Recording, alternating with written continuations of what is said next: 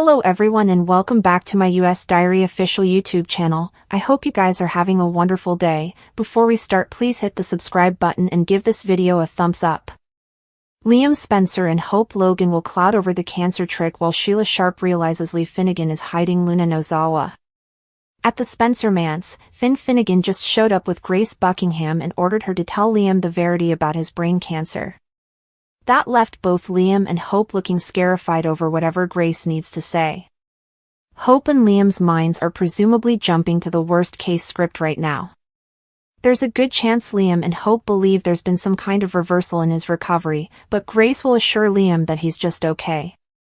The real issue is that Liam was no way really suffering from a brain excrescence at all. Grace will come clean about faking the reviews and defining drug that created Liam's symptoms. Once Liam and Hope realize Grace has been running a fiddle, they'll obviously wonder why. None of this will make sense to Hope and Liam, but Grace will give them the same sob story she told Finn. Grace will give updates on her daughters getting hovered and will explain how all this goes back to Reese Buckingham's gambling debts. Although Grace will keep averring she didn't have a choice, Hope may explosively differ and rip into her for deceiving everyone. Liam will have a chance to reply to Grace's conduct, too.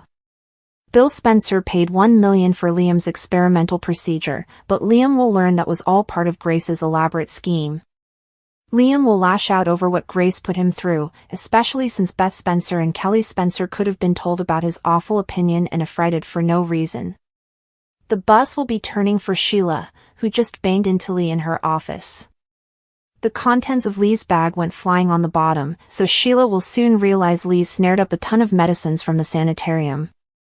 Sheila will put that indication together with the other bones she's gathered.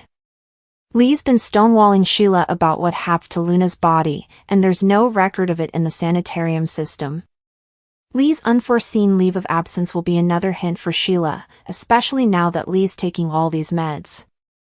Sheila will figure out her granddaughter must be alive and in Lee's care nearly, so she may hang to expose that news unless Lee takes her to Luna. Lee will get backed into a corner, so don't miss all the drama ahead. Lee Finnegan's medical force heist went wrong thanks to a Sheila Sharp run-in. Some secrets were in jeopardy while others were revealed.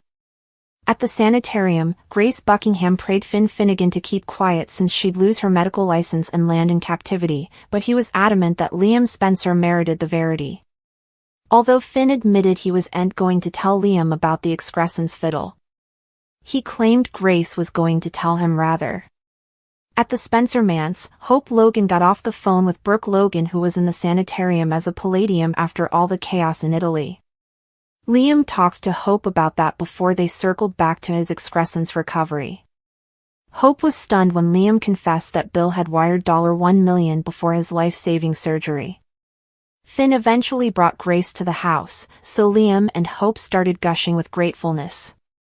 Grace suggested she didn't earn all the praise before Finn pushed her to tell Liam the verity about his brain cancer. Sheila was frustrated over Lee shutting her out and now allowing her to pay her final felicitations to Luna Nozawa. Deacon Sharp tried to move Sheila that they were each better off now that dangerous Luna was gone for good. Lee continued to canonize on slow Luna and realized she demanded to make a trip to the sanitarium for further specifics. Sheila wound up in Lee's office, where April the lab tech learned who she was and offered her condolences regarding Luna.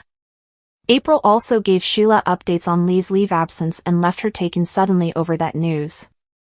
Sheila wondered if April could tell her where Luna's body was taken, so April looked in the system and noticed there was no record of it.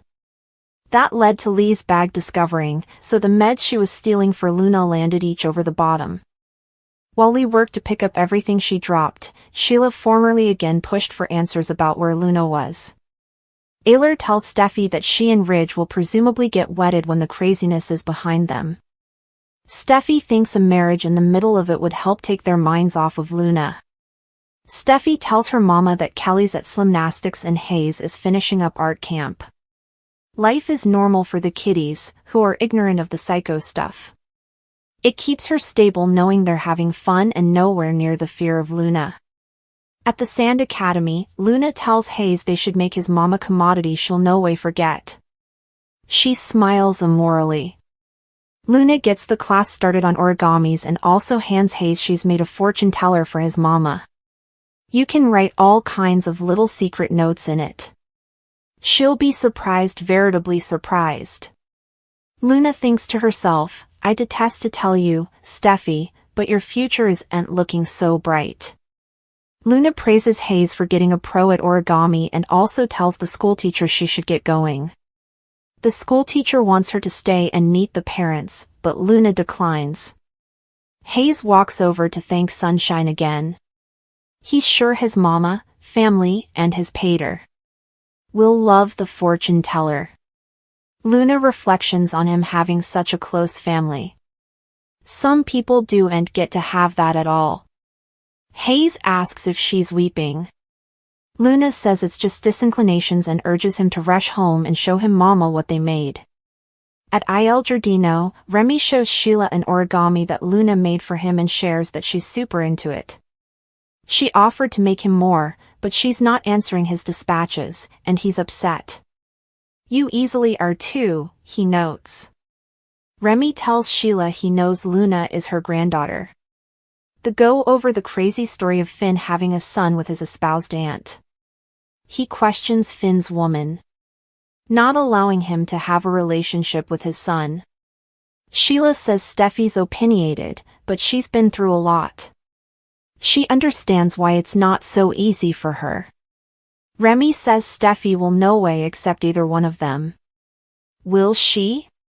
Remy and Sheila go over Luna killing 2 men and hijacking Steffi and holding her in a pen. It's no wonder she wants nothing to do with Luna. Sheila sniffs about her honor. She grew up with guidance and felt safe. She no way went through what Luna did emotionally. Remy's glad Luna has Sheila now. Sheila doesn't know when she'll see her again. Luna's leaving LA. Remy says Sheila must be devastated that Luna's leaving given she's just getting to know her. Sheila thinks the change of decor will be good for her. Remy doesn't differ. She asks why he's upset about Luna. He mutters, just reasons.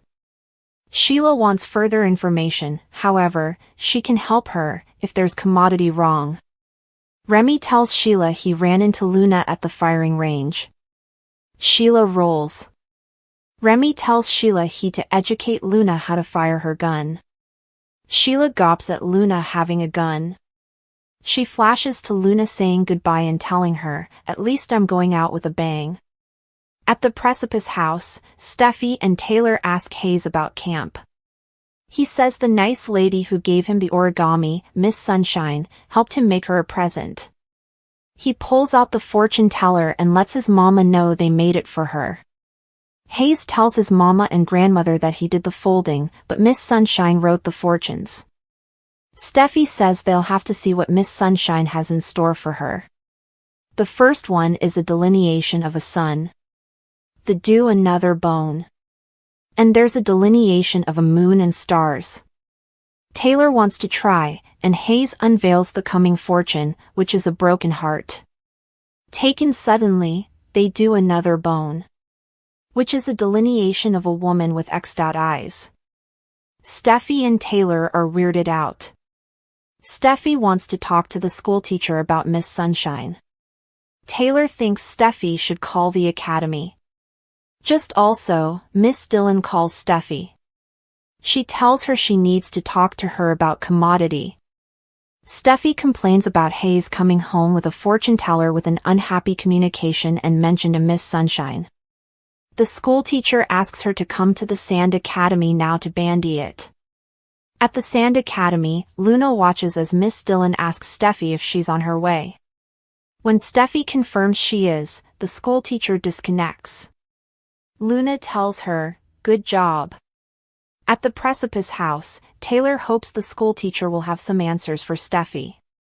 They bamboozle over this Miss Sunshine and what she transferred home with Hayes.